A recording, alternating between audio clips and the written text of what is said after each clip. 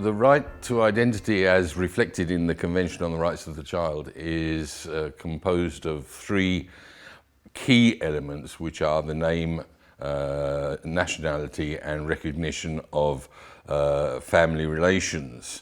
This is a non-exhaustive listing because the identity talks about including these elements. So there are clearly others that could be added depending on situations and perceptions, and indeed attitudes in society towards this issue.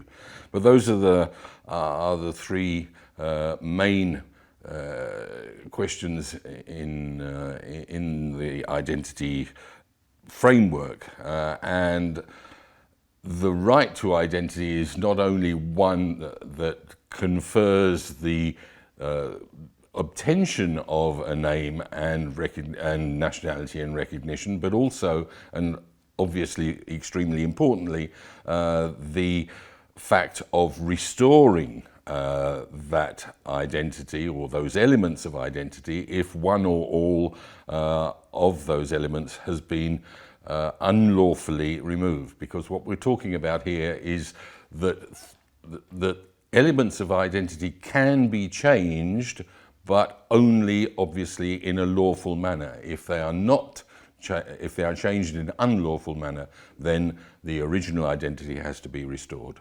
So Article 8 was proposed by Argentina in response to the situation that had evolved during the dictatorship in Argentina in the 70s and early 80s.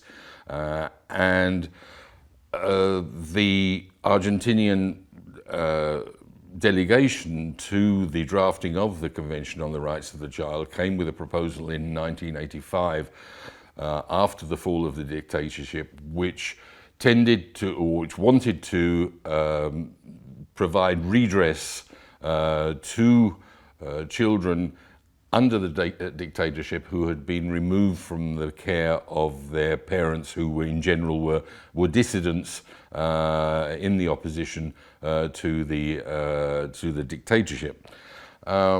What they did was they came with a proposal that also would of course try to prevent that kind of situation happening again in any country. And when they came with their proposal, the initial proposal that they set out, and I just want to make sure that I get this exactly right, was that the child was talking about the child's true and genuine personal, legal, and family identity.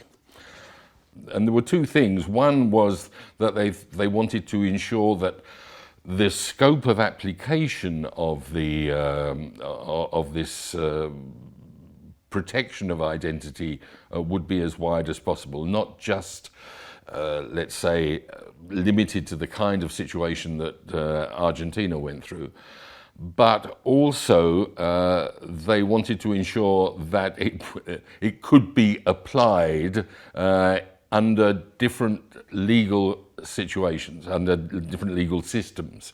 So it was the personal, legal, and family identity.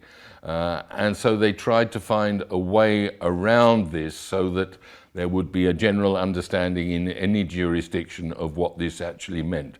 Family identity was not a notion that was acceptable. So they decided in the end, after a lot of discussion, that what would happen would be to talk about the elements of identity being or including family relations, and that's how we've ended up with that form of terminology.